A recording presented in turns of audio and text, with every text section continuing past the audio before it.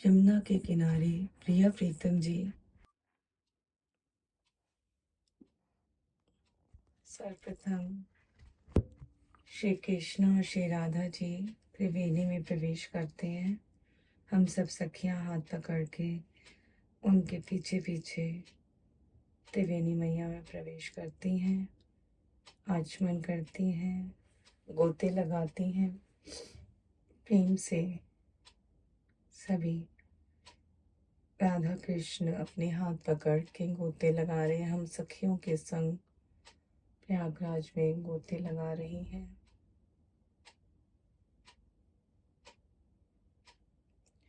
सभी देवी देवता प्रयागराज में इस समय उपस्थित हैं।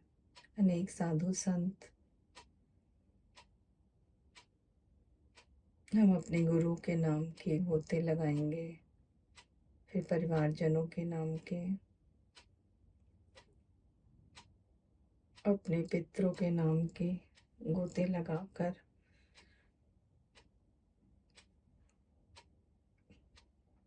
हम त्रिवेणी मैया से बाहर आके वस्त्र बदल कर श्री प्रिय प्रीतम जी के भी वस्त्र बदल कर त्रिवेणी मैया की आरती उतारेंगे। बहुत सुंदर थालों में सखियों ने आरतियां सजाई हैं।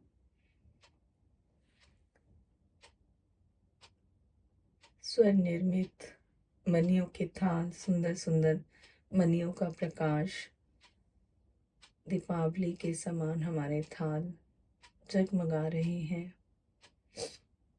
उससे हम गंगा मैया, यमुना मैया, सरस्वती मैया की आरती उतारेंगे, पुष्प वर्षा करेंगे, उनको नमन करेंगे, अष्टांग प्रणाम करेंगे, उनका आशीर्वाद लेंगे और फिर सब सखियां प्रिया प्रीतम जी के संग गरुड़ विमान में सवार होकर वापस वृंदावन की तरफ आएंगी। वृंदावन के हम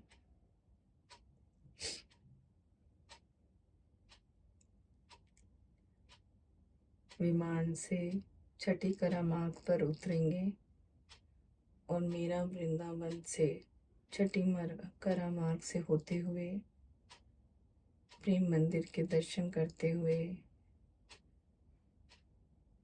हम रमन रेती चौक पर पहुंचेंगे।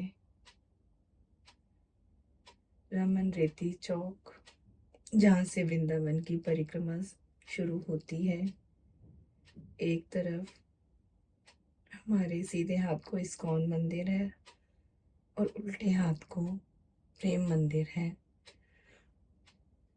प्रेम मंदिर के संस्थापक संत कृपालु जी महाराज, इस्कॉन मंदिर के संस्थापक प्रभुपाद जी,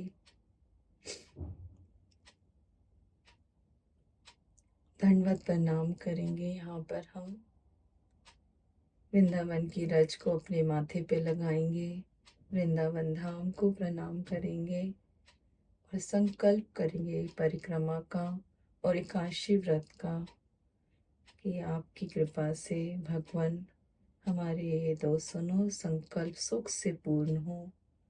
अपनी कृपा बनाए रखना।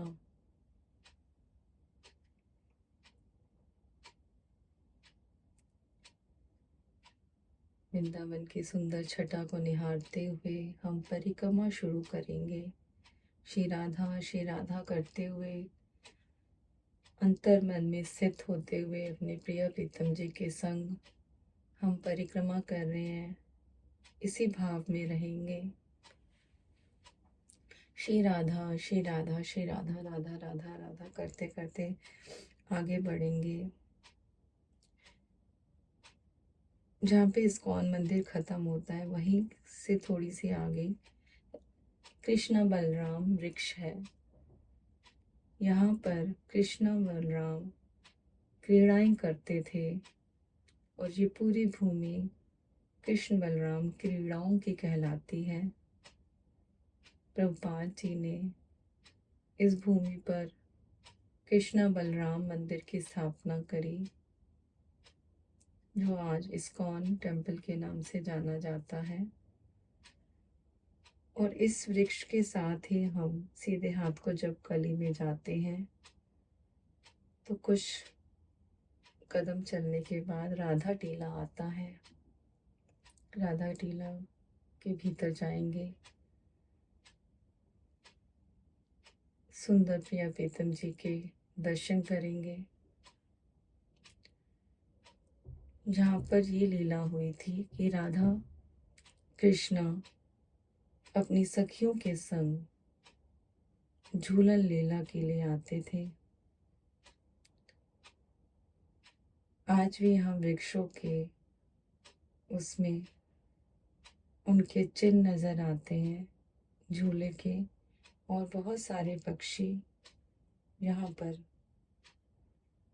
शाम को दाना चुनने आते हैं। बहुत सुंदर स्थान है, बहुत दिव्य भूमि है प्रिया प्रीतम जी की। इनको आज हरिदासियों ने सुरक्षित रखा हुआ है। उसके उपरांत हम राधा राधा राधा करते हुए अपनी परिक्रमा में वापिस कृष्ण बलराम वृक्ष के पास से होते हुए आगे बढ़ेंगे। श्री राधा श्री राधा श्री राधा श्री राधा करते करते जब हम आगे बढ़ रहे हैं तो राधा केली कुंज आता है। यहाँ पे प्रेमानंद महाराज जी का केली कुंज आश्रम है। प्रेमानंद महाराज जी को प्रणाम करेंगे, उनके गल में माला डालेंगे, उनका स्वागत करेंगे, उनकी आरती उतारेंगे, उनको फल और पुष्प अर्पण करके उनकी परिक्रमा करेंगे, 4 परिक्रमा लगाएंगे और श्रद्धा भाव से अष्टांग प्रणाम करके उनका आशीर्वाद लेके ऐसा अनुभव करें कि महाराज जी ने हमारे शीश पर आज हाथ रखे, अपने हस्त कमलों से हमें आशीर्वाद दिया है। उस आशीर्वाद को ग्रहण करके अपना सौभाग्य मनाएं। श्री राधा करते हुए मैं आगे अपनी परिक्रमा पर चलेंगे। 10 कदम के बाद ही सीधे हाथ को वराह घाट आता है। रसिक संत हमें बताते हैं वराह घाट ये सतयुग में जो वराह लीला हुई थी इसी घाट पर हुई थी। जब पृथ्वी डूबने लगी थी तो भगवान ने वराह रूप धारण करके पृथ्वी को बचाया था। अष्टांग प्रणाम करेंगे वराह घाट को सभी सखियां हम, और उनकी उस लीला का मानसिक चिंतन करते हुए श्री राधा श्री राधा श्री राधा आगे बढ़ेंगे। लाडली कुंज आता है। लाडली कुंज के द्वार पर श्री गौरांगी शरण महाराज जी जो प्रेमानंद महाराज जी के गुरु हैं, उन्हीं से उन्होंने सखी भाव की साधना धारण की थी, जो संपूर्ण अपने सखी भाव में स्थित हैं। उनको अष्टांग प्रणाम करेंगे, उनके गले में माला पहनाएंगे, उनको मिष्ठान पुष्प फल अर्पित करेंगे, उनकी 4 परिक्रमा लगाएंगे और उनका आशीर्वाद ग्रहण करके परिक्रमा पर चलेंगे हम। श्री राधा श्री राधा श्री राधा श्री राधा श्री राधा श्री राधा। मदन टेर आ जाता है।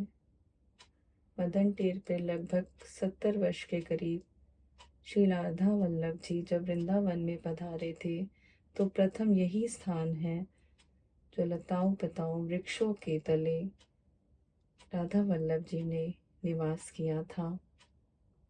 वृंदावन की प्रकृति भूमि के तले हरिवंश महाप्रभु जी ने यहाँ राधा वल्लभ जी की सेवा करी लंबे समय तक। फिर प्रेमानंद महाराज जी ने लंबे समय तक यहाँ पर सत्संग किया। अति पवित्र स्थान। अष्टांग प्रणाम करेंगे।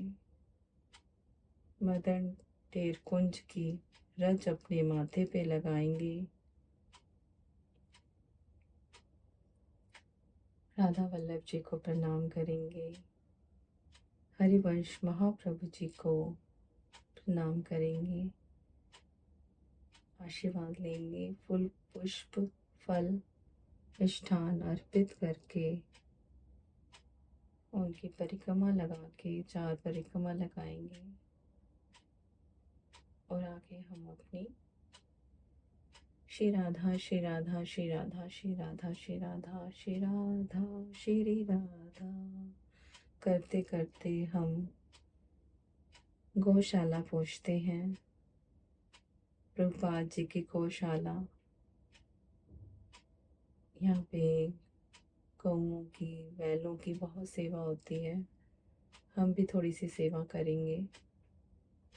उनको गुड़ खिलाएंगे, चारा खिलाएंगे, प्रेम से उनको पीठ पर हाथ फैलाएंगे और अन्य सेवाएं करेंगे। यहाँ से पर गोपाल कृष्ण महाराज जी की प्रभुपाद जी की समाधियाँ बनी हुई हैं और अन्य संतों की भी। सबको अष्टांग प्रणाम करेंगे। सबका आशीर्वाद लेते हुए फल पुष्प अर्पण करेंगे और इसके साथ ही बहुत सुंदर निकुंज वन बना हुआ है, उसके दर्शन करेंगे और वापस अपनी परिक्रमा श्री राधा श्री राधा श्री राधा कहते हुए आगे बढ़ेंगे। श्री राधा श्री राधा श्री राधा। कालिया घाट पर हम पहुंच गए हैं। यहाँ पे बहुत ही सुंदर कदम का वृक्ष है। उन्हें प्रणाम करेंगे, उनको दीपक अर्पण करेंगे। ये वृक्ष अंदर से बिल्कुल खोखला है और बाहर से अभी भी बहुत सुंदर शोभायमान है। इस वृक्ष पर बैठकर श्री कृष्ण ने यमुना जी में छलांग लगाई थी जब वो कालिया नाग से मिलने गए थे। बहुत सुंदर यहाँ पे लीला का चित्रण भी किया गया है। कालिया नाग की 4 पत्नियों को दिखाया गया है। जब श्री कृष्ण कालिया नाग का मर्दन कर रहे थे तो उनकी चारों पत्नियां श्री कृष्ण से प्रार्थना करने आईं कि हमारे पति को मारे नहीं, हम विधवा हो जाएंगी। तो श्री कृष्ण को उन पर दया आ गई और उन्होंने कालिया नाग को कहा कि तुम यमुना जी से चले जाओ और वृंदावन में कभी वापस मत आना। कालिया नाग जब माफी मांगकर जाने लगा तो भगवान कृष्ण ने कहा अगर तुमने पीछे मुड़कर वृंदावन की तरफ देखा भी तो तुम वहीं पत्थर के हो जाओगे। कालिया नाग जब चलने लगा थोड़ी दूरी पर उसने सोचा मेरी पत्नियां मेरे पीछे आ रही हैं कि नहीं, पीछे मुड़कर देखता हूँ। जैसे ही उसने पीछे मुड़कर देखा तो वो पत्थर का बन गया। आज भी कहते हैं वृंदावन में कालिया नाग पत्थर का बना हुआ है। इस तरह की सुंदर लीला यहाँ पर हुई थी।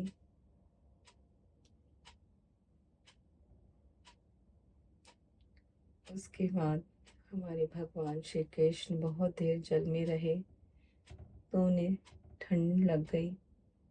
फिर वह अपने थोड़ी सर्दी को कम करने के लिए सूरज घाट पर गए और वहाँ पे टीले पर चढ़कर 12 सूर्यों ने प्रकट होकर भगवान के भीतर गर्मी पैदा करी, इसलिए इस टीले को द्वादश आदित्य टीला कहा जाता है। और यहीं पर सबसे प्राचीन मंदिर वृंदावन जी का गोस्वामियों ने जब खूब स्थलियों की खोज करी और स्थापना करी, तो प्रथम मंदिर श्री मदन मोहन जी का स्थापित हुआ। सनातन गोस्वामी जी महाराज ने इस मंदिर की सेवा करी। इसकी कथा इस प्रकार है कि एक वृक्ष के नीचे जब बैठ के यहाँ सनातन गोस्वामी जी तपस्या करते थे, तो रात्रि में उन्हें स्वप्न आया। स्वप्न में चौबे महाराज जी का परिवार नजर आया, माता नजर आई एक, और भगवान नजर आए बाल अवस्था में। और भगवान कहने लगे कि मुझे यहाँ से ले जाओ और मेरी सेवा करो। सुबह जब स्वप्न का स्मरण हुआ, सनातन गोस्वामी पता करके चौबे जी महाराज के घर पहुँचे। माता उनकी बहुत सेवा करती थी, मदन मोहन जी की। बुजुर्ग होने के उपरांत सेवा में अब कमी आने लगी थी, तो सनातन गोस्वामी मदन मोहन जी को अपने संग ले आए और वहाँ पर उन्हें विराजित किया। सनातन गोस्वामी उस समय वृंदावन बिल्कुल ही वन था, रिहाइश नहीं थी यहाँ पर। तो मधुकरी के लिए मथुरा जाते थे, कभी हफ्ते में, 10 दिन में, 15 दिन में। तो जो मिलता था वही पहले भोग लगाते थे मदन मोहन जी को, फिर स्वयं पाते थे। मदन मोहन जी लग थे तो उनको थोड़े चटकारे से खाना होता था। कभी कहते थे मुझे अचार दे, कभी कहते थे नमक दे। तो सनातन गोस्वामी जी कहते थे मेरे पास ये सब कुछ नहीं है, मैं ये नहीं दे सकता, बस एक सादी रोटी ही मैं तुम्हें खिला सकता हूँ। अगर तुम्हें चाहिए तो खुद प्रबंध करो। भगवान भी अति लीलाएं करते हैं। एक नमक का व्यापारी राम प्रसाद रामदास जी खत्री महाराज वृंदावन, मथुरा और आगरा से होते हुए नमक का व्यापार करते थे, बहुत बड़े व्यापारी थे। उनके एक बार तीनों जहाज यहाँ पर मदन मोहन मंदिर के पास अटक जाते हैं। बहुत प्रयास करते हैं तो वो हिलते नहीं। फिर रामदास जी देखते हैं सामने टीले से धुआं उठ रहा है। सनातन गोस्वामी अपनी रसोई पका रहे होते हैं, तो वो धुआं देखकर वहाँ आते हैं और बोलते हैं कि मेरे ऐसे ऐसे जहाज अटक गए हैं, मेरी सहायता करो। तो कहते हैं मैं तो कोई सहायता नहीं कर सकता, मदन मोहन जी हैं यहाँ के स्वामी, उनसे बात करो, वो तुम्हें सहायता करेंगे। वो उनके पास जाते हैं तो मदन मोहन जी कहते हैं कि मैं तुम्हारे जहाज निकाल दूंगा, पर उसमें से कुछ भाग मुझे भी देना पड़ेगा। तो बहुत सुंदर ये लीला होती है। उनके जहाज निकल जाते हैं और फिर वो वहाँ पर एक विशाल मंदिर की स्थापना करवाते हैं और बहुत सा धन दान में भी देते हैं।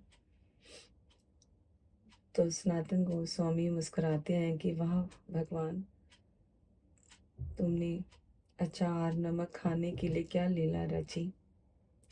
तो इस तरह की सुंदर सुंदर लीलाएं यहाँ वृंदावन में हुई हैं। श्री राधा राधा करते करते हम आगे बढ़ेंगे। बांके बिहारी जी का मंदिर आता है, वहाँ प्रणाम करेंगे उन्हें, इत्र सेवा करेंगे। हरिदास महाप्रभु जी को प्रणाम करेंगे। पुष्प और फल अर्पित करके आगे बढ़ेंगे। राधा वल्लभ जी के मंदिर में दर्शन करेंगे, वहाँ इत्र सेवा करेंगे। द्वार पर पुष्प और फल अर्पण करके राधा वल्लभ जी को प्रणाम करेंगे। संपूर्ण गुरु परंपरा को, संपूर्ण हरिवंश जी को प्रणाम करेंगे। फिर युगल घाट पर जाएंगे। श्री राधा श्री राधा श्री राधा करते करते युगल घाट पर जाकर, यहाँ पे प्राचीन समय में युगल मंदिर स्थापित था, जो अब नहीं रहा। यहाँ पे यमुना मैया को प्रणाम करेंगे, उनको पुष्प अर्पण कर देंगे, दूध चढ़ाएंगे, चुनरी चढ़ाएंगे, आरती उतारेंगे यमुना मैया की, यमुना अष्टक का गान करेंगे और अष्टांग प्रणाम करके यमुना मैया की रज अपने माथे पे लगाएंगे, आचमन करेंगे। करते करते राधा राधा राधा राधा राधा राधा राधा राधा करते करते हम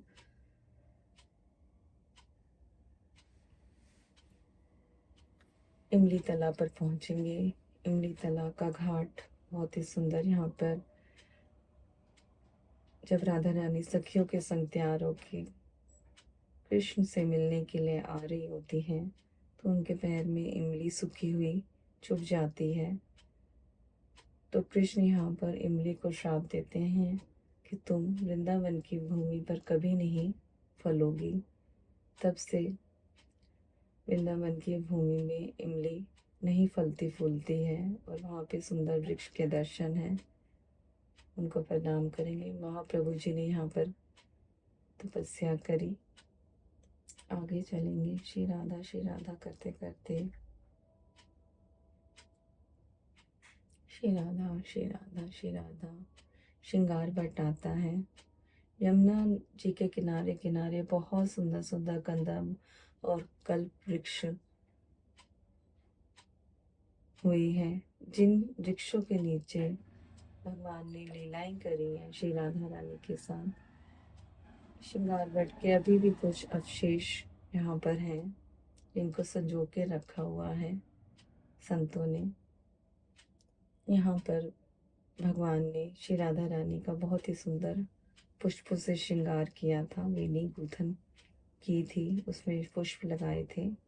श्रृंगार वट को प्रणाम करेंगे। श्री राधा शादा करते करते आगे चलेंगे। झाड़ू मंडल आता है। यहाँ पे भी एक सुंदर वृक्ष है।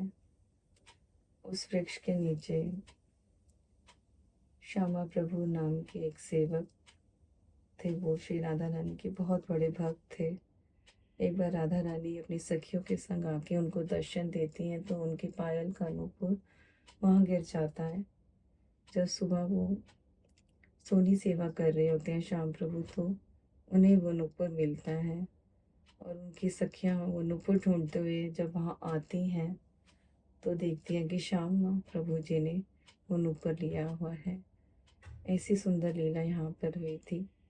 उसके बाद हम श्री राधा राधा करते करते चीर घाट पर पहुँचेंगे। चीर घाट पर भगवान ने कदम के वृक्ष पर चढ़कर, जब गोपियाँ स्नान कर रही थी यमुना नदी में, उनके वृक्ष पे चढ़कर वस्त्र उठा लिए थे। तो ये सुंदर चीर घाट की लीला हुई थी। आज भी इस वृक्ष के दर्शन होते हैं, बहुत सुंदर। श्री राधा करते करते हम इसके दाएं हाथ को ही गली अंदर जा रही है, जहाँ पे निधिवन के सुंदर दर्शन है। 100-150 मीटर की दूरी पर निधिवन में जाएंगे, प्रवेश करेंगे। ललिता कुंड को प्रणाम करेंगे। हरिदास जी की फिर समाधि को प्रणाम करेंगे और यहीं से, ये वो स्थान है जहाँ पर तपस्या करते थे श्री हरिदास जी, और यहीं से बांके बिहारी जी प्रकट हुए थे।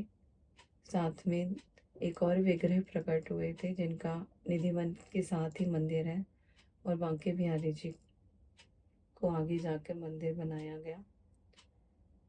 फिर हम रंग महल के दर्शन करेंगे, जहाँ पे प्रिया प्रीतम जी हर रात्रि को आते हैं और विश्राम करते हैं, गोपियों के संग रासलीला करते हैं। बहुत सुंदर स्थान है, दर्शन करेंगे। फिर रास मंडल के दर्शन करेंगे, जहाँ भगवान गोपियों के संग रास रचाते हैं।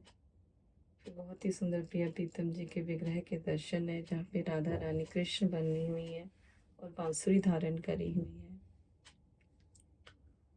फिर वहाँ पे हरिदास और हरिदासियों के समाधियाँ हैं, उनको अष्टांग प्रणाम करेंगे, उनका आशीर्वाद लेंगे और निधि वन में सोनी सेवा करके हम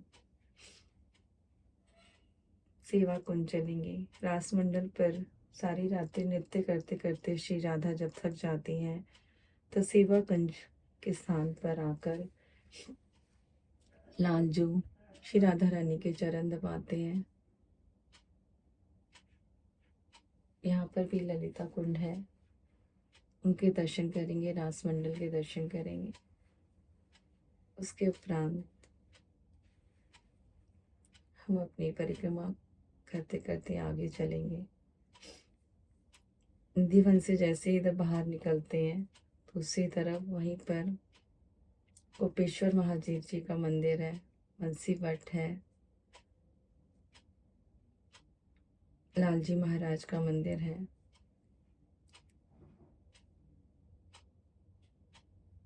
उनको प्रणाम करेंगे। रंगदेव जी महाराज जी का मंदिर है, जब वैकुंठ एकादशी को बहुत बड़ा उत्सव मनाया जाता है। प्रणाम करके आगे बढ़ेंगे। श्री राधा करते करते ब्रह्म घाट आ जाता है। राधा राधा करते करते केशी घाट तक पहुंचेंगे। केशी घाट पर वर्तमान समय में बहुत ही सुंदर यमुना आरती होती है। यहाँ पर हम स्नान करेंगे यमुना जी का।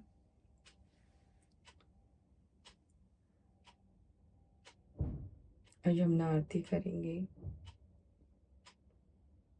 मछलियों को कुछ आटे की गोलियां बनाकर डालेंगे। फिर आगे राधा राधा राधा करते करते मोक्ष द्वार आता है, मोक्ष द्वार को प्रणाम करेंगे, वहाँ 2 दीपक जलाएंगे। फिर जगन्नाथ जी, श्री राधा राधा करते करते जगन्नाथ जी के मंदिर हम दर्शन के लिए पहुँचे हैं। जगन्नाथ जी से ये विग्रह आई हुई है, परम पवित्र स्थान, इनको प्रणाम करेंगे। और सामने ही जगन्नाथ घाट भी है, उन्हें भी प्रणाम करेंगे। और श्री राधा राधा करते करते हम आगे परिक्रमा में बढ़ेंगे। अपनी सुंदर तटीय स्थान आ जाता है। तटीय स्थान में प्रवेश करके यहाँ की रज लगाएंगे। अनेक संतों ने यहाँ पर तपस्या करी और आज भी कर रहे हैं वर्तमान समय में। यहाँ पे सुंदर मोहिनी बिहारी जी के दर्शन है, जो मटके में से प्रकट हुए थे। बहुत सुंदर कथा है इसकी। उनके दर्शन करके हम अपनी परिक्रमा करते हुए आगे बढ़ेंगे। तटीय स्थान पर आगे चल के जैसे ही हम श्री राधा राधा करते हुए चलते हैं तो उल्टे हाथ को देवराह बाबा जी की वो स्थान है जहाँ पे उन्होंने काफ़ी समय तक निवास किया, उन्हें प्रणाम करेंगे। और सीधे हाथ को ललिता बाग है और उल्टे हाथ को सुंदर निकुंज वन है। उस निकुंज वन में प्रवेश करेंगे। सुंदर सरोवर है और यहाँ पर हनुमान जी का बहुत सुंदर मंदिर है, उन्हें प्रणाम करेंगे। फिर ललिता बाग में दर्शन करने जाएंगे। वहाँ पर राधा रानी अपनी सखियों के संग क्रीड़ाएं करने आती थी, तरह तरह की लीलाएं करती थी। आज यहाँ पे बहुत सारे वृक्ष हैं, सुंदर कदम के वृक्ष भी हैं। एक वृक्ष पे श्री राधा रानी के चरण की चिन्ह है, उन्हें प्रणाम करेंगे। और उस समय का एक कुआं है जिसमें अभी भी जल है उसका बहुत ही मीठा, उन्हें प्रणाम करेंगे। सुंदर छटा को निहारेंगे। ललिता बाग की परिक्रमा करते हुए हम आगे बढ़ेंगे। परिक्रमा मार्ग में हनुमान जी के बहुत सारे मंदिर आते हैं। श्री राधा करते करते सभी संतों के आश्रम, जिन्होंने अनगिनत तपस्याएं करी है यहाँ पर पवित्र वृंदावन की भूमि पर, बहुत ही पवित्र स्थान है। अनंत कोटि संतों ने यहाँ पर तपस्याएं करी हैं। देवी देवता भी यहाँ पर तपस्या करने के लिए तरसते हैं। इस भूमि की रज को प्रणाम करते हुए आगे बढ़ेंगे। और बीच में सुंदर सुंदर घाट आते हैं। राधा घाट, कृष्ण घाट, चित्र घाट, रंगत घाट, रसद घाट, अनगिनत घाट आते हैं। गोविंद घाट, जो आज के समय में लुप्त हो चुके हैं। आगे बढ़ेंगे। कौशिक महाराज जी का भी आश्रम आता है, जो वर्तमान समय में यहाँ सेवा कर रहे हैं। वृक्ष लगा लगा कर वृंदावन में दोबारा से वृंदावन की भूमि को वृक्षों की शोभा से बढ़ा रहे हैं। सामने ही फिर चामुंडा जी का मंदिर आता है। यहाँ पर कहते हैं कि जब सती माता के अंग गिरे थे, तो यहाँ पर भी सती माता जी का एक अंग गिरा था। 51 शक्ति पीठों में से एक ये पीठ आता है। इनको प्रणाम करेंगे। फिर श्री राधा राधा राधा राधा करते करते आप आगे बढ़ेंगे। सभी संतों को, आश्रमों को, संतों को प्रणाम करते हुए जगन्नाथ जी के मंदिर पहुंचते हैं। ये विश्राम घाट है, विश्राम मंदिर है। यहाँ पर जगन्नाथ जी आकर विश्राम करते हैं, उन्हें प्रणाम करेंगे। फिर आगे बढ़ेंगे। श्री राधा करते हुए कैंची धाम के गुरु महाराज जी का सुंदर बड़ा बालाजी का मंदिर है, उन्हें प्रणाम करेंगे। महाराज जी को प्रणाम करेंगे, उनका आशीर्वाद लेंगे। श्री राधा राधा करते आगे बढ़ेंगे। 10 कदम की दूरी पर ही गोरे दाऊ जी का मंदिर है। गोरे दाऊ जी को प्रणाम करेंगे। पुष्प, फल, माला, तुलसी माला अर्पित करेंगे। परिक्रमा करेंगे और फिर आगे बढ़ेंगे। हम अटल्ला चुंगी चौक आ जाता है, जहाँ पे चौक पर गिरिराज जी की बहुत बड़ी सी एक शिला रखी हुई है, उन पे दूध चढ़ाएंगे। और इसके सीधे हाथ को रंगदेव जी का मंदिर आता है, कात्यायनी देवी का मंदिर आता है। कात्यायनी देवी के दर्शन करेंगे, जहाँ पे श्री राधा रानी ने सखियों के संग श्री कृष्ण को प्राप्त करने के लिए कार्तिक मास में पूजा करी थी, प्रार्थना करी थी, आराधना करी थी।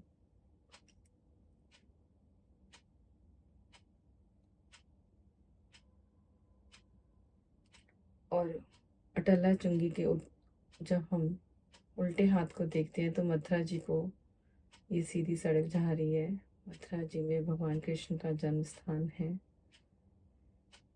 हम सीधा अटल्ला चुंगी से चल देते हैं। श्री राधा श्री राधा श्री राधा करते करते वृंदावन की सुंदर छटा शोभा को निहारते हुए श्री राधा श्री राधा श्री राधा करते करते सभी साधु संतों को, पशु पक्षियों को प्रणाम करते हुए, वृंदावन की एक एक लता पता को प्रणाम करते हुए, आशीर्वाद लेते हुए सभी का हम आगे बढ़ते चलते हैं। श्री राधा श्री राधा श्री राधा श्री राधा श्री राधा श्री राधा। बहुत सारे संतों के आश्रम आ रहे हैं, सभी का आशीर्वाद लेंगे। मंदिरों के प्रणाम करेंगे, उनके दर्शन करेंगे। श्री राधा श्री राधा श्री राधा श्री राधा। वृंदावन में यमुना महारानी जी कंकन के आकार में बहती हैं। गोलाकार आकार में 20 कोस की परिक्रमा द्वापर युग में होती थी और यमुना जी चारों तरफ बहती। वर्तमान समय में अब 15 कोस की यह परिक्रमा है।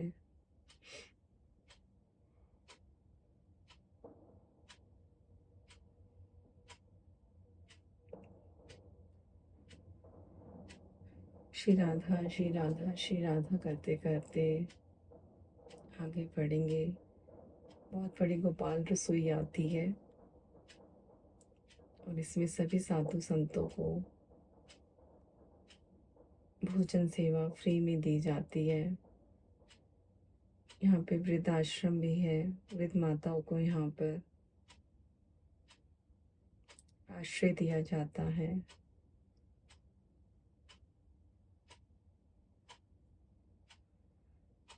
सभी संतों को अपनी तरफ से हम फल अर्पण करेंगे और दक्षिणा भी देंगे।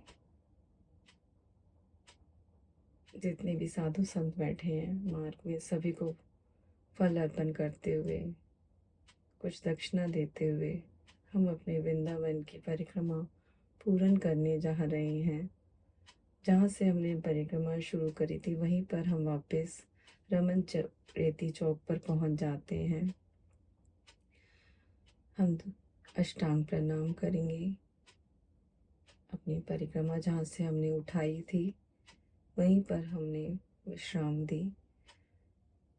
प्रणाम करके श्री राधा रानी और श्याम सुंदर जी की कृपा मनाएंगे कि आपकी कृपा से सुखपूर्वक हमारी मानसिक परिक्रमा पूर्ण हुई। और इस प्रकार से हम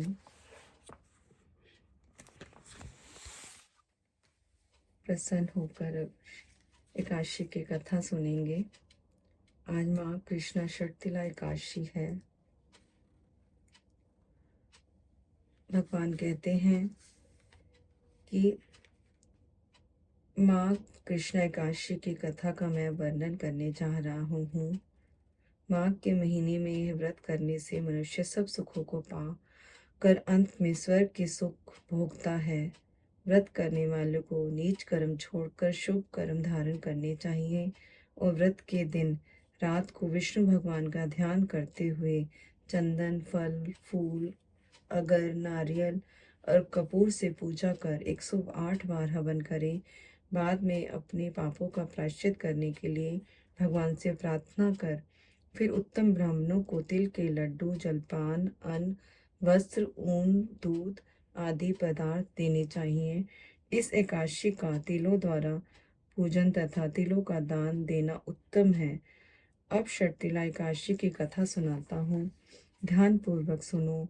बहुत पुराने समय में कुरुक्षेत्र में एक धर्मात्मा बुढ़िया रहती थी। वह अपना अधिक समय व्रत उपवास में ही व्यतीत करती थी, किंतु कभी किसी ब्राह्मण को ना उसने खाना खिलाया था और ना ही अन्नदान किया था। एक दिन स्वयं विष्णु भगवान ब्राह्मण के वेश में बुढ़िया के घर भिक्षा मांगने गए। तब बुढ़िया ने चढ़कर एक ईंट उनकी झोली में डाल दी और कहा कि इसे खा लेना। विष्णु भगवान उस ईंट को लेकर विष्णु लोक को चले गए। अपने व्रत के प्रभाव से बुढ़िया मरने पर सीधी स्वर्ग में पहुंची। वहाँ सुंदर भवन था जिसमें सब साधन थे, किंतु खाने पीने की कोई चीज नहीं थी। भूख प्यास से व्याकुल होकर बुढ़िया विष्णु भगवान के पास गई और बोली, भगवान, मैंने सदा व्रत और उपवास करते हुए जीवन बिताया है, सभी पुराणों की कथा सुनी है और कठिन तप एवं साधन भी किए हैं, फिर भी मुझे यहाँ खाने पीने की चीजें क्यों नहीं मिल रही हैं। भगवान विष्णु बोले, जिन चीजों का दान तुमने मृत्यु लोक में किया है वही यहाँ मिल सकता है। मैं स्वयं एक बार तुम्हारे घर पर भिक्षा लेने आया था, तब तुमने मेरी झोली में ईंट डाल दी थी और कहा था कि खा लो। बुढ़िया फूट फूट कर रोने लगी और बोली, मेरा अपराध क्षमा करो। हे भगवान, मुझे ऐसा उपाय बतलाने का कष्ट करें जिससे मुझे यहाँ अन्न जल मिल सके। भगवान ने कहा, तुम अब शीघ्र ही मृत्यु लोक में वापस चली जाओ, नहीं तो यदि यहाँ की अन्य देवियां तुम्हें देख लेंगी तो तुम्हारा अनिष्ट कर देंगे, इसलिए शीघ्र ही चली जाओ। ब्राह्मणी ने हाथ जोड़कर रोते हुए कहा कि हे भगवान, मृत्यु लोक में जाकर मुझे क्या करना चाहिए जिससे मुझे यहाँ आने पर अंजल मिल सके। भगवान बोले, माघ महीने में षटतिला नाम की एकादशी को दिन व्रत करना और इस दिन शेष ब्राह्मण को तिल, अन्न, धन, वस्त्र, पात्र तथा गौ दान देना, जिससे तुमको यहाँ आने पर अंजल मिल सके। जो वहां दोगी वही यहाँ पर मिलेगा। बुढ़िया यह सुनकर मृत्यु लोक में आ गई। यहाँ आकर उसने सब एकादशियों का विधि पूर्वक व्रत और अनुष्ठान किया तथा साथ में अन्न, वस्त्र और सुंदर सुंदर मधुर फल, मिठाई आदि का दान भी करने लगी। अंत में मरने पर जब वह स्वर्ग पहुंची तो उसे सब सुखों के साथ खाने पीने के भी उत्तम दर्शन पदार्थ मिले। श्री राधे श्री राधे।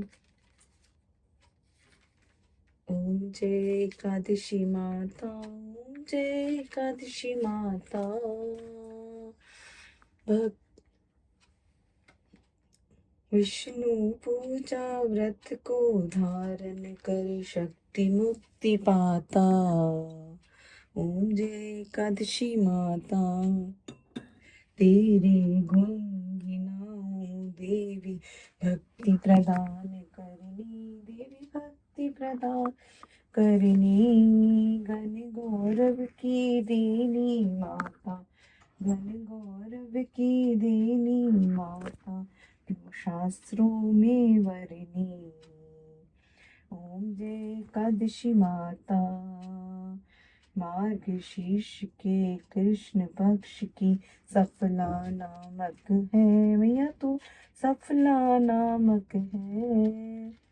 शुक्ल पक्ष में हुए पुत्रदा, शुक्ल पक्ष में हुए पुत्रदा, आनंद अधिक रहे। ओम जय एकादशी माता। नाम षटतिला माघ मास में कृष्ण पक्ष आवे, मैया कृष्ण पक्ष आवे। शुक्ल पक्ष में जया कहावे, विजय सदा पावे। ओम जय एकादशी माता।